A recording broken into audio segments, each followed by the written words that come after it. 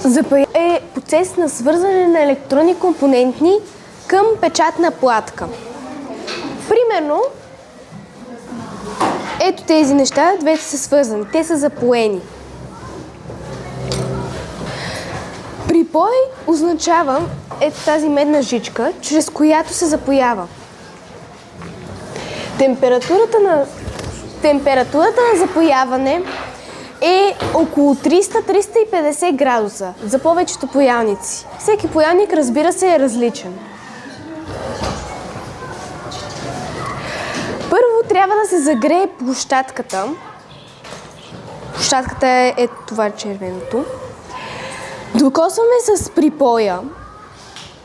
Взимаме паялника, моя, разбира се, не е включен. И се докосва с паялника. И понеже паялникът е много топъл, се получава гладка повърхност.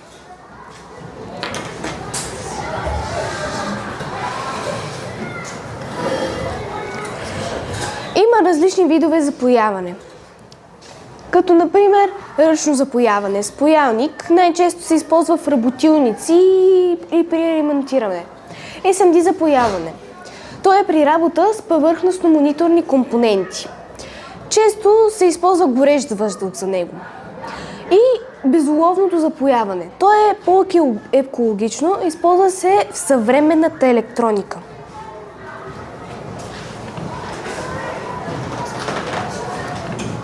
Основните инструменти. Паялник. Това. И аз в момента при себе си нямам паялна станция.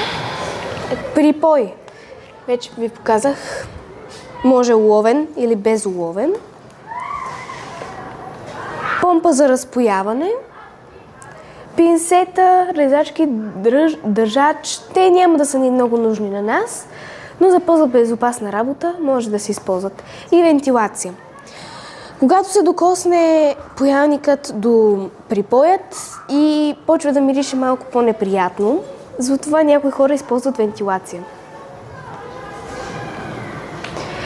Какво е бракуване на компоненти? Процесът е отстраняване на повредени, дефектни или стари компоненти от електронна платка. В нашия случай ние ще използваме тези отстранени компоненти, за да създадем нещо ново. Този процес включва разпояване, проверка на състоянието, безопасно изхвърляне. Целта на това е да се намалят електронните отпадъци. Ето това сме ние, аз, брат ми и още една приятелка, която в момента не е тук.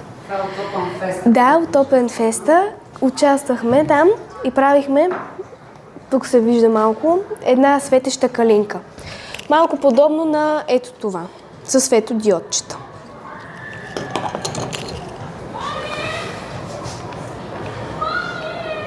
Разпояване.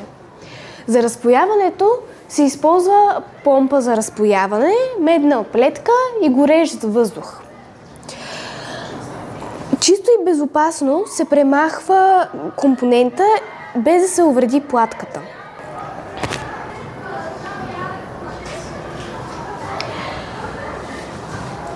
Понякога може да стане опасно да се работи с паялник, затова е хубаво да имаме чиста работна среда и неподвижна повърхност, върху която да работим. Не трябва паялника да се оставя без надзор, защото може да се подпали повърхността. Паялника винаги трябва да се поставя само в стойка. И запалимите материали трябва да се държат далеч от него, заради високата му температура. Кабелите трябва да се държат подредени, за да не се докосват до паялника. Не се работи с мокри ръце и да се пази от мокри предмети и течности. Защото ако се докосне, може да ви удари ток. Паялника трябва да се охлади напълно, преди да се прибере или почиства. За да може да проверявате дали се е охладил напълно, като го допрете върха му в късче хартия. Ако късчето хартия пожълтее, тогава значи той все още не е изстинал достатъчно. Ако не пожълтее, значи сигурно е готов за прибиране.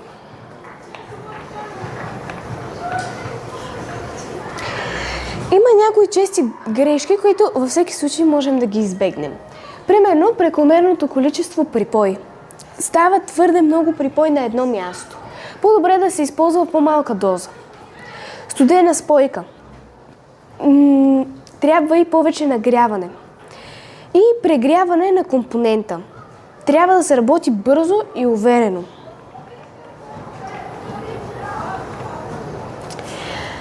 Добре практики. Хубаво е да се поддържа върха на паялника чист, примерно с гъба.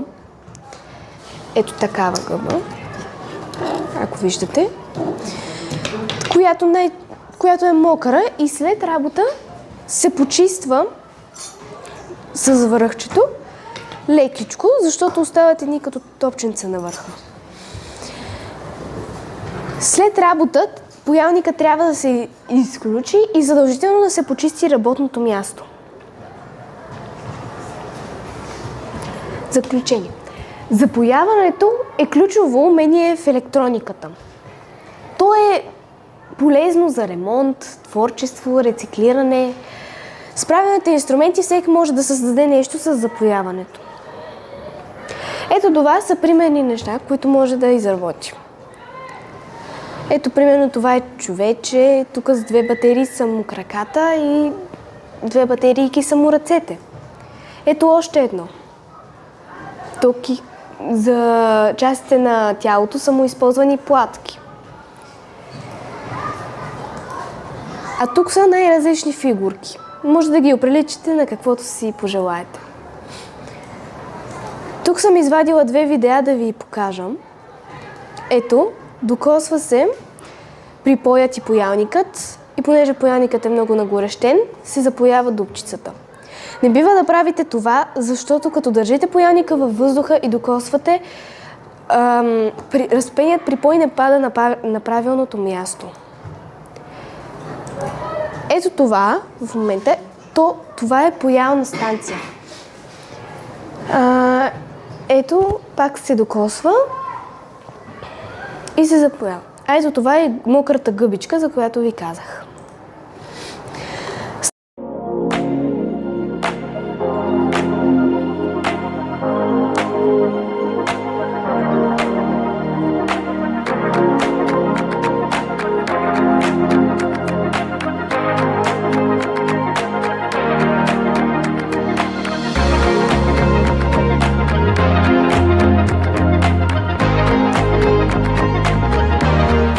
Не.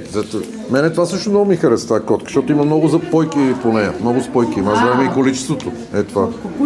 Да. Това също. Харесва Да. или не ви харесва? Моли да... Не, харесва ми, че много спойки, много е запоявано по нея. Беше много труд, нали? Моли да седи право. Не. Да го изключите от сега. Що? Така ли? Да. И това може, това е на директор. Да, това е някакъв паек, каза, че... Да. Добре, айде такова, че тя каза, че нямате много време. Добре, всеки да си каже кое е. Казай, айде ти си дамата, казай кое е за теб първото, кое е второто, кое е трето. Не така, казваш 1, 2, 3. За мен слона е на първо място. Добре. Не ги пипем много, защото може да се разпадне. Доста вероятно е да се разпадне. И тогава смениме концепция. Това е на второ. Добре. И това е на трето. Добре. А четвърто място има ли? Има и четвърто. Четвърто.